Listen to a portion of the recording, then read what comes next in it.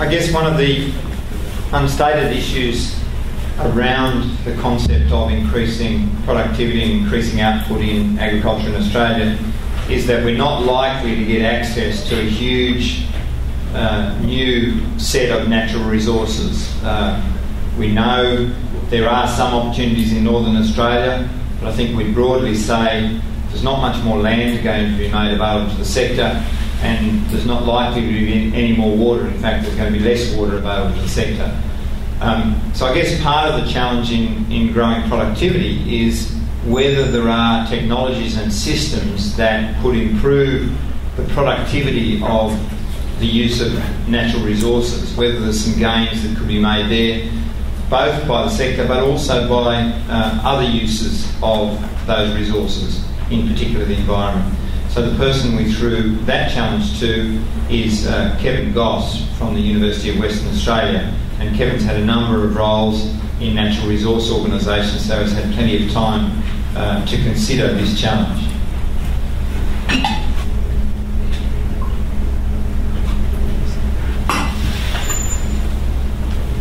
Thank you, Mick, and welcome everybody. Thanks for coming. This is a fairly challenging task. I had to start by trying to link the world of natural resources with the world of total factor productivity. I did have one equation, but I took it out. I understand there's a bit of animosity of equations here today, but I do have a graph or two. What I'd like to do is I'm going to take two approaches to this question of natural resource management and where the challenges and gains might be made. I'm going to look into the world of agriculture, extracting more from natural resources, taking care of natural resources in the process. And then I'm going to go to the world of pursuing environmental benefits where agricultural land use is involved. I had to deal with those two things in order to get my head around this particular topic. So let me start with the natural resource management. What is it about this area that makes it quite challenging and is challenging? And these are the features of natural resource management as I've experienced them over the years. And my background is in agriculture as well as natural resource management. Anything you do in the interest of the natural resources, it's time lagged, it's variable in response, and so it's not observable easily in a short period of time. There's a poor track record of modelling and monitoring in this area. Mick, you've made a point about this recently, and I agree with that. There's a lack of treatment response functions, and I'll illustrate this later. But the simple process of being, if I do that, then how will it respond, particularly in the environment? Complex solutions. One of the things I will touch on is that when we look at technologies and farming systems adopted by farmers, then we need to think about their adoptability themselves. And there are some rules of thumb about adoptability of new practices. They're profitable, they're simple, they're trialable. There's a number of things that are well proven in the world of social science. And natural resource management options are normally fail on most counts, on those particular counts. Government programs, and there's been a lot of critique in this area, have for some reason up until recent times said we will do this to get dollars hitting the ground to do these things with natural resources of Australia, but we won't invest in the R&D. That's for somebody else to do. And that severance of the two, I think, has proved to be quite telling up until now. And finally, policy amnesia, and I owe this to somebody else, but this is the failure to learn from the past in government programs that are current in the future. And there's many illustrations of that which are well documented. So my task is not easy. But what I would like to do is to step into the two worlds I illustrated earlier. One is in fact agricultural R&D and innovation producing productivity opportunities, but all the time taking care of natural resources and seeing how that can benefit in the process, and I'll illustrate that. And the second one is to take environmental programs where farmers and land users are involved, and to do that in a much smarter way, where the challenge the measure of success in environmental programs is not how much money you throw at it, which is the one that you always read in the paper. It's how little money you can throw at it to get the best result and to turn that on its head. So let me start with some illustrations of these points. The first one is in the world of salinity that I'm reasonably familiar with over the years. The National Dryland Salinity Program operated from 1996 to 2004. It was a national collaborative R&D exercise, and these are the conclusions that it drew from that work over those years.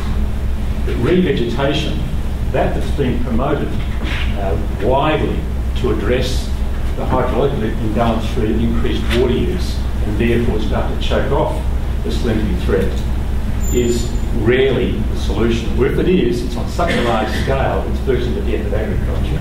Now, that's been known since 1999, and yet the conventional wisdom exists that revegetation is a major strategy for salinity control. The second one is that catchment management is not necessarily the answer. It's the assumption that people working together will achieve a good outcome on a catchment scale. But because the cause-effect relationship in salinity is so weak, it's very hard to attribute somebody's actions to somebody else's benefits and then to set up processes to link the two.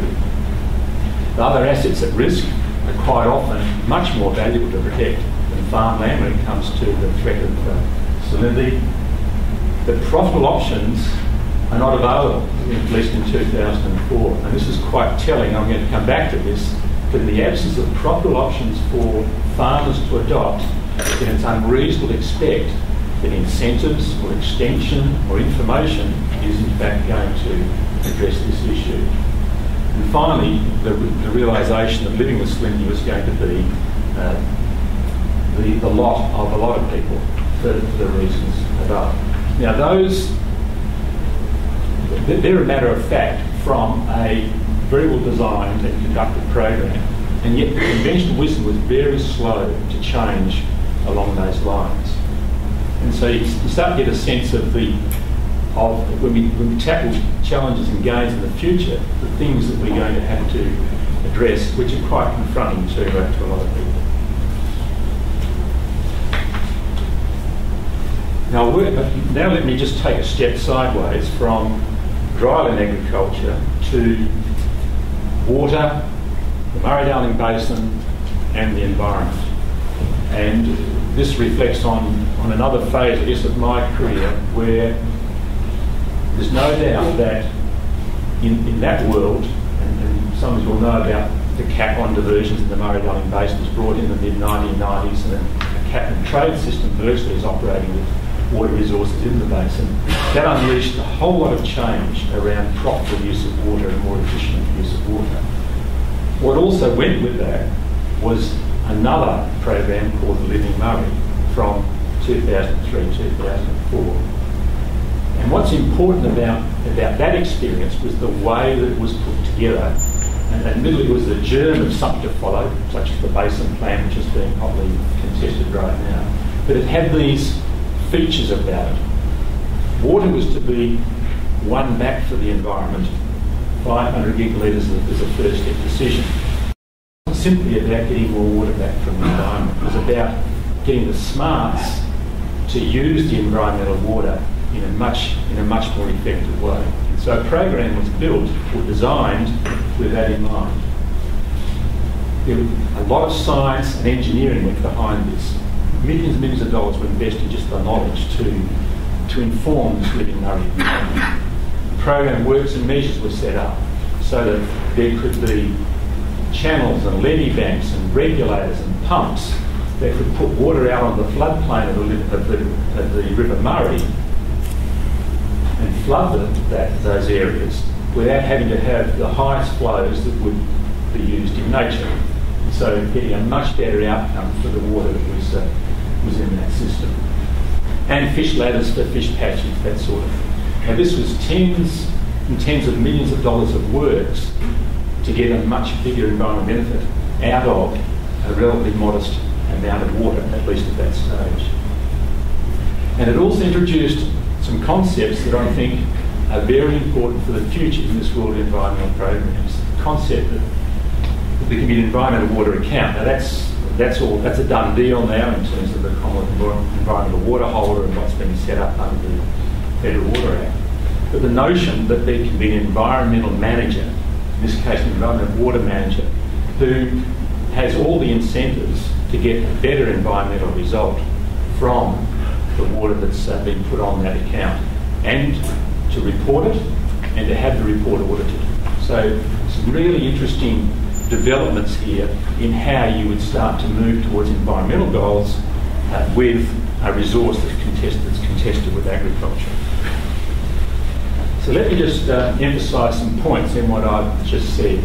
One is, in the world of agricultural productivity, net resources, profitable options for farmers. In the world of environmental goals, building the smarts to be able to get a better result more cost effectively. So returning to the theory, total factor productivity as I understand it from reading John's papers, I found that I couldn't fit it. When I look at natural resources and the environment in the future, I really could not find my way into the taxonomy of total factor productivity. I found that if I looked at this area of taking natural resources, producing agriculture from it, and sustaining those natural resources, then I could see that relating to the technical efficiency area, so that this question to profitable options would be a driver for those sorts of changes. So I see that part of it. When I get into the broad environmental goals, then I embed my own term down here, and that is that let's introduce the notion of program efficiency in environmental programs in Australia. I'll use just a simple illustration. I read the recent report on the Living Murray, which I described to you, and it said with great pride that it delivered almost every gigalitre of those 500 gigalitres first step decision, and of course it's gone beyond that now, and that's a great achievement environmentally. But also said with great pride we spent almost every dollar of the budget to get there. I would have thought that the achievement would have been we spent less dollars than we thought we had to get there, but that's not the conventional measure for environmental programs. So I'm trying to get to the point of program efficiency.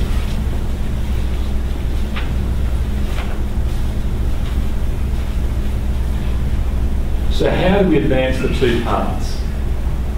Natural resource management with agricultural productivity and better environmental benefits at less cost. I'm going to illustrate it, both of them. The first is in this area of future farm industry, CRC, which I was most recently involved in. And the business case for this Cooperative Research Centre was built around profitable options to address salinity, but we went way beyond salinity. That is, by bringing in perennial plant-based technologies and farming systems which have the capacity to use more water in the landscape, how can we deliver a better outcome for agriculture and for natural resources together, not in competition, but actually achieve the two of them? And that became the goal of the whole collaborative research program. I want to just take you to two illustrations of how we set about that. The first was, let's take a technology, and these are perennial plant-based ones. So here is a new wonder, deep-rooted perennial legume called Tadera. It has extreme drought and stress tolerance. It looks incredibly promising. It should be pursued, you would think, because it has the capacity to use more water in the landscape and be far more productive when times are tough. Before we went about the decision to commit to a plant breeding program to select better cultivars in this area, we did some tests. The first one was the profitability test. If we delivered these improved cultivars, what would it mean to the farm? And what you see in this table here is we use a whole farm optimisation model. It's called MIDAS. It's got 25 years of of work behind it. It's for the central wheat belt of Western Australia, so we know that the model is sound, and we ran the numbers. So the business as usual, a 2,000 hectare farm has about 1,600 hectares of wheat and other annual crops on it, delivering a return.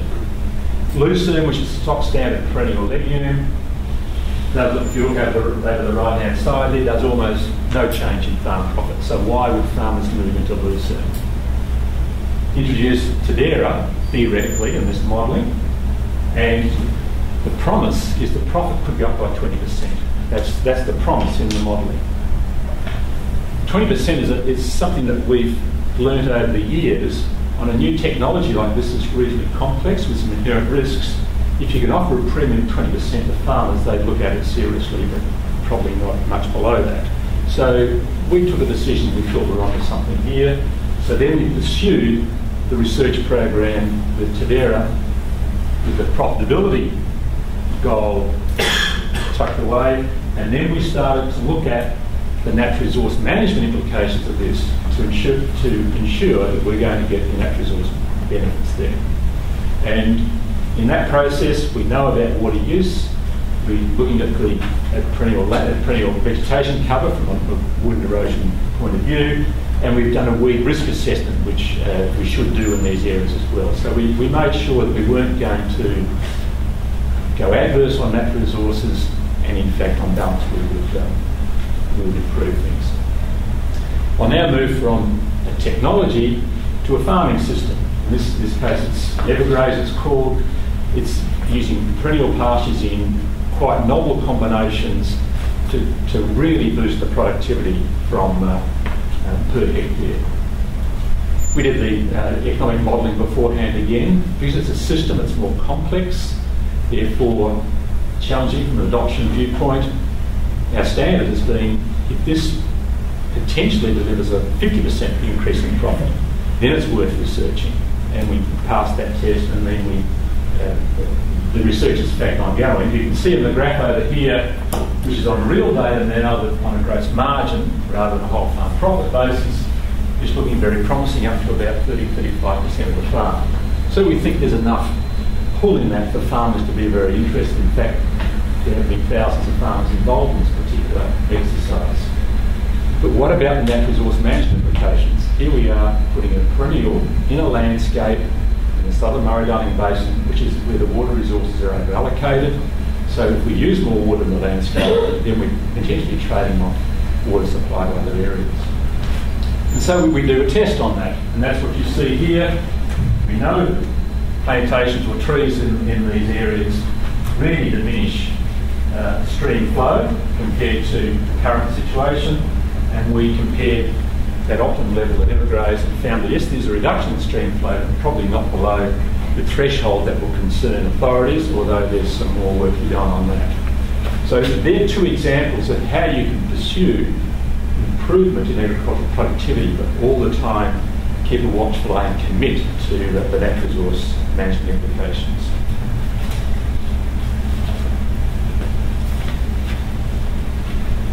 Now I'm going to shift into the environmental programs area again and give you an illustration of how environmental programs might be conducted. In this case, this is a small program that wouldn't have been heard of this side of the Nullarbor Plain. It's called the Natural Diversity Recovery Catchments Program, and it came out of the salinity strategy in Western Australia from 1996. And the characteristics of how they pursued the environmental outcomes here, bearing in mind that in this highly cleared wheat belt, altered hydrology, salinity and long-term inundation of areas is a major issue. And so the environmental agency is looking at how to address altered hydrology and its severe impact on wetland ecological communities. The way it set about it was a very, very detailed biological survey and being very selective about the environmental assets at risk. There's only 6 on that map. They selected 3 at the outset and then took years before they would settle on the next 3. So very, very selective about where you would place your bets in this area, which is unusual in the context of environmental programs. A lot of rigor, 10 years of monitoring, modelling, investigations to start to understand what their interventions might be. This area here. While they're doing that, they did put some money to farmers to do some revegetation work because they wanted to join them in the process with some no regrets actions while they got the metrics right around what the interventions might be. And for the Environment and Conservation Agency, they were quite agnostic about what you do. So if it was engineering works, if it was pumps, if it was drains, if it was commercial forestry, then that's what they committed to. And they put that package together. And after more than 10 years of this work, they can report at quite low cost, at about $2 million a year, they've got some slowing of the altered hydrology trend and some pockets of recovery. It's very modest, quite small, but also very cheap. That's what they've achieved. So there's some features about that that I think are quite important. One is that the agency driving it had the skin in the game to get the outcome. They weren't funding somebody else to go off and do a job. They had their own skin in the game. They had in-house competence to be able to do it. And they didn't externalise that responsibility, and they committed to very rigorous planning and decision making in the lead up to it.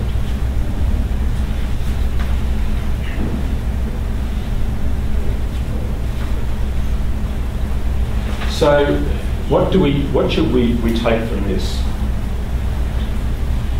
The first thing, if I'm dealing with the second program, I've dealt with the natural resource management, now dealing with the environmental programs.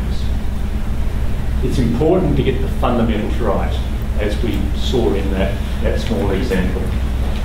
Rigorous prioritisation, planning, decision making, it all sounds pretty routine, but it's not done normally with the same degree of commitment that I've described here. Importantly, to set about getting that treatment response understanding right. If we do these things in the environment, then we can be reasonably confident these are things that will follow. And then having the investor in environmental outcome internalise the responsibility to get an outcome, not fund somebody else to do it, and to bring all the smarts internally to do that intelligently. It's really quite a potent point that I'll emphasise again in a minute. So to now come to a bit of a summary from my run through, and the paper goes into this in a lot more detail. I deal in areas such as the role of market-based instruments and auction or tendering systems for environmental services. I look at the carbon farming initiatives, a number of things that are dealt with in the paper. But across all of that, I make some, what I think are very important propositions about the way of the future. Not picking the winners that are going to get better results from rapid resource management, but the way you go about it.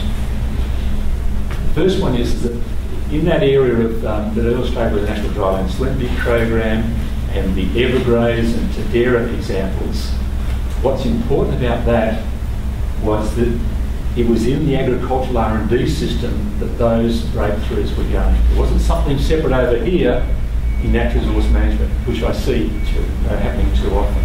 It was dealt with in there with rigour that they did the natural resource management measures as well as the agricultural output measures. And that profitable options for farmers was crucial. It's unrealistic to expect that incentives or information or extension will get a result if it isn't profitable to do so. And the second key point is that in this area of environmental programs, that there's a lot of work to do in the institutional form with which you go about it.